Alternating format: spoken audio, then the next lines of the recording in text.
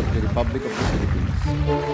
Every transition in the administration since 1986 has resulted in the emergence of a new ruling party. And membership of the winning president's party suddenly expands as politicians jump ship. The status of the Liberal Party and PDP Laban illustrates politicians' fleeting relationship with political parties. LP, the party of former President Benigno Aquino III, had a membership of over 7,000 elected officials in the run-up to the 2016 elections. But after President Rodrigo Duterte won, there was a mass exodus of members, leaving the Liberal Party with only 670 politicians as of 2019. Duterte's PDP Laban party now counts over 5,000 elected officials as members, a turnaround from having just one senator and a few local officials before 2016. Based on the latest data from the Commission on Elections, there are 49 nationally registered political parties, while 50 have regional constituencies. Another 102 political parties are registered locally. Deputy Speaker Rufus Rodriguez says politicians switch parties for self-interest. And with many camps to choose from, their alliance tends to shift depending on who's in power. Their interest is for them to bring all the support from the Malacanang, where the budget comes from, and so forth, and bring them to their constituents. University of the Philippines political science professor Jean Franco says having several political parties bring about negative impact on governance.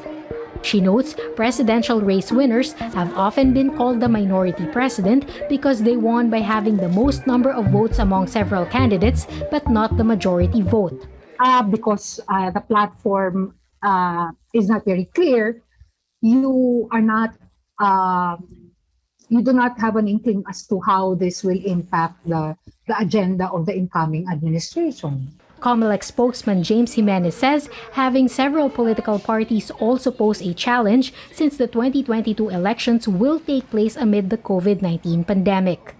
Kanya-kanyang partido, kanya-kanyang koalisyon, kanya-kanyang banat on how to keep safe. Kung wala tayong unified approach to keeping safe during the pandemic, then it's possible na magkaroon tayo ng cracks in the system.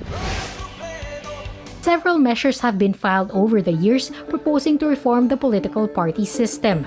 Rodriguez, the lone member in Congress of the Centrist Democratic Party of the Philippines, has been pushing for the last 13 years the passage of his political party development bill.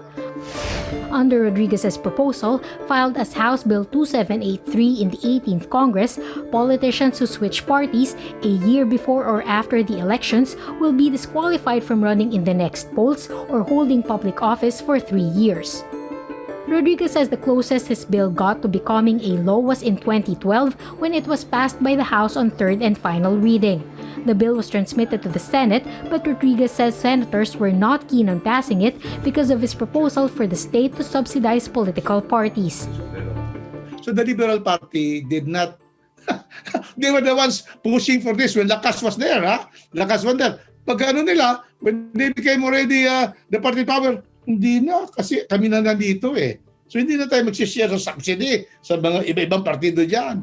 With similar bills on reforming political parties languishing in the 18th Congress, Rodriguez believes it's unlikely for the system to be reformed unless the Constitution is amended. Franco, meanwhile, sees promise in the opposition's plan to field a unified slate in the upcoming elections. If political parties band together, I think that would be a good practice. Practice pa lang muna ngayon. Kasi it's not legislated eh. For its part, the COMELEC says it will come out with campaign rules for the 2022 elections before the filing of certificates of candidacy in October. Cian Arcangel, CNN Philippines.